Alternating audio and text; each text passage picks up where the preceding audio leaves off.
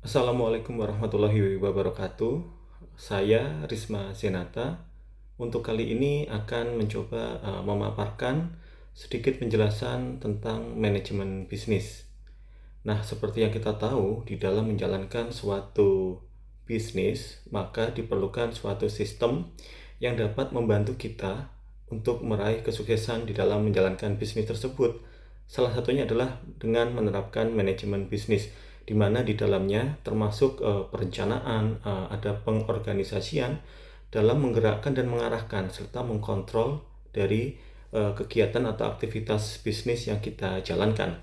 Sementara di dalam bisnis sendiri ada beberapa faktor ya yang perlu kita ketahui seperti supply and demand, kemudian ada daya beli dan daya tukar, di mana eh, usaha tersebut merupakan suatu aktivitas yang kita laksanakan atau kita jalankan secara berkelanjutan, di mana kita juga harus berfokus kepada kepuasan dari customers kita dengan tujuan pada akhirnya adalah kita mendapatkan benefit, income atau value lainnya seperti itu.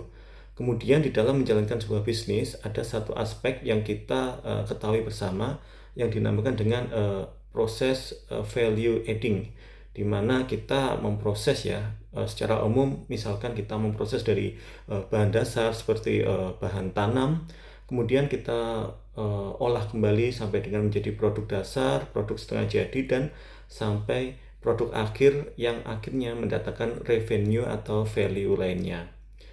Salah satu kesuksesan di dalam menjalankan bisnis, selain kita harus memahami konsep manajemen bisnis, ada salah satu tools atau pendekatan yang dikenal dengan istilah SPPM ya, artinya sistem perencanaan terkait pengendalian manajemen atau SPPM.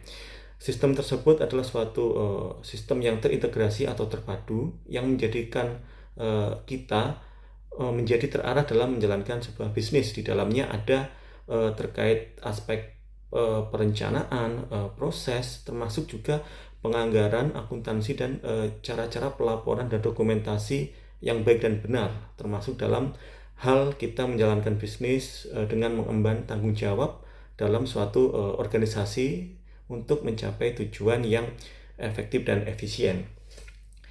Kemudian hal-hal lain terkait dengan proses bisnis adalah kita ada pada titik nantinya harus membuat keputusan atau decision making.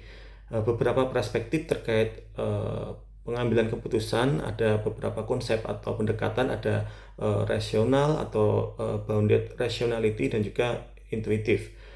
Pada intinya dari berbagai perspektif tersebut yang diistilahkan dengan proses decision making adalah suatu langkah proses yang kita lakukan, di mana kita harus menentukan alternatif pilihan yang paling tepat dan paling baik di antara beberapa alternatif yang ada, dengan tujuan untuk menemukan pengambilan keputusan yang terbaik dan juga kita mampu menyelesaikan dari suatu problem atau halangan yang ada di aktivitas kita, di mana di dalam penyelesaian suatu masalah atau problem kita dituntut juga dapat menguasai beberapa aspek dasar. Di antaranya ada bersikap ini ya objektif, analitis, kita juga harus kreatif, kemudian ada komitmen dan konsistensi yang harus kita jalankan juga, dan juga untuk aspek kewaspadaan dan sense of adventure.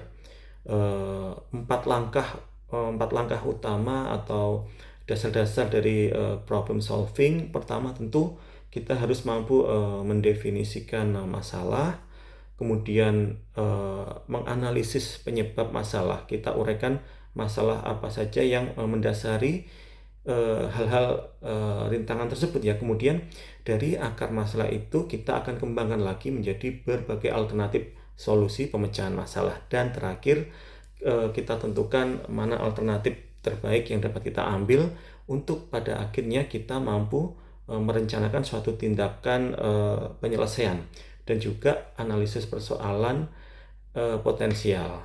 Secara closing statement bahwa dalam penentuan decision making ada beberapa langkah utama tadi, kurang lebih ada 4 yang harus kita lakukan sebagai guidance untuk mencari atau menemukan keputusan yang paling tepat, sehingga bisnis juga akan berjalan dengan baik.